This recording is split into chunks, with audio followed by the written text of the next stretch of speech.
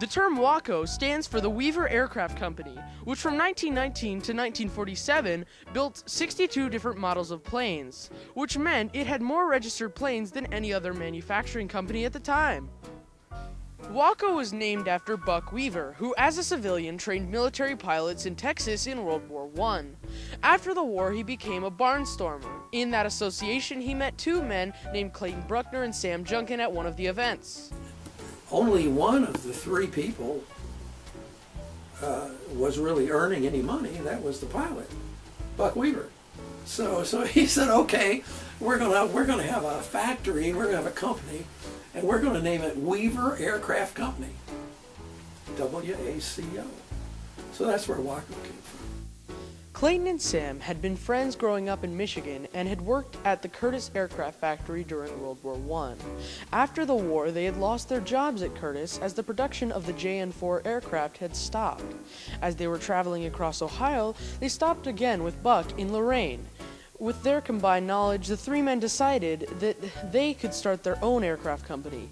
This was when WACO began in 1919.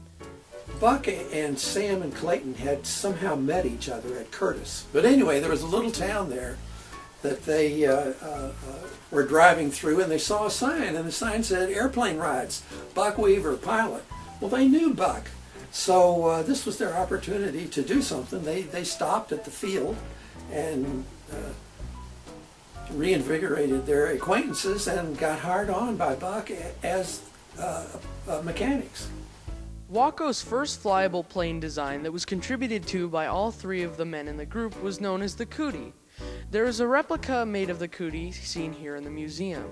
After the Cootie, there were many revised designs of different WACO planes. WACO's first commercial success was seen as the WACO 9, which is behind me. Now let's fast forward a bit. In 1924, Buck Weaver died from a blood infection, and 2 years later, Sam Junkin died due to a heart attack, leaving Clayton Bruckner the sole owner and CEO of WACO. He was on the frugal side, let's say. He was very, very interested in getting the cost down of the airplane. He wanted the airplane to be kind of like Henry Ford's car, so that it was available to everyone in price.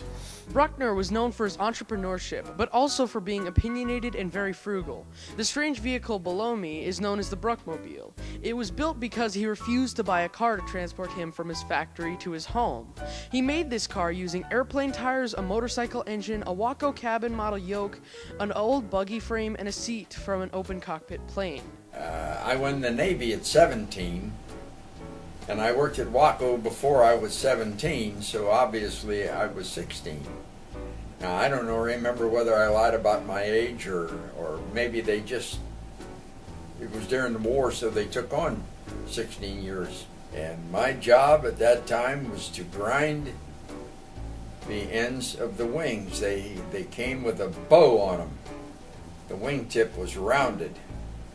Well, the bottom was flat, or maybe it was the top that was flat, but this bow was square, and you had to feather it into the lines on the ribs and on the end of the spar. So I used a great big, we call them body grinders now, but they were a heavy piece of equipment at that time. The next thing I knew, I was transferred to a guy by the name of George Smock, who was the materials control, which is a polite name of saying stock chaser, which is also politer than gopher. But that's what I was. I became a gopher, and I enjoyed it immensely because I was all over the plant. And then I would operate the lift truck. I really thought I'd died and gone to heaven because I'd been working by the day for farmers for $1 a day, and I was getting 35-40 cents an hour, something like that. Man, that was big money. The glider contract with the U.S. government was fought for by many aviation companies. Obtaining the glider contract was a very big deal for WACO, and it kept them in business during the war. When the war ended, WACO found it difficult to compete with other companies in the nation that had been building and refining engines for the World War II planes. And then after the war ended, they didn't have the newest technology because the glider did not incorporate engines or any of that technology, and so what happened was they came out of World War II very much behind the curve. And other companies that you know of, like Boeing and North American and Lockheed and those companies, they built the fighters and the bombers in World War II, and they came out of the war very, very ready to compete and much more competitive than WACO. The tech had advanced far ahead of them during those years, and WACO wasn't able to regain its competitive edge in the airplane manufacturing industry. Sadly, in 1947, WACO built its last plane.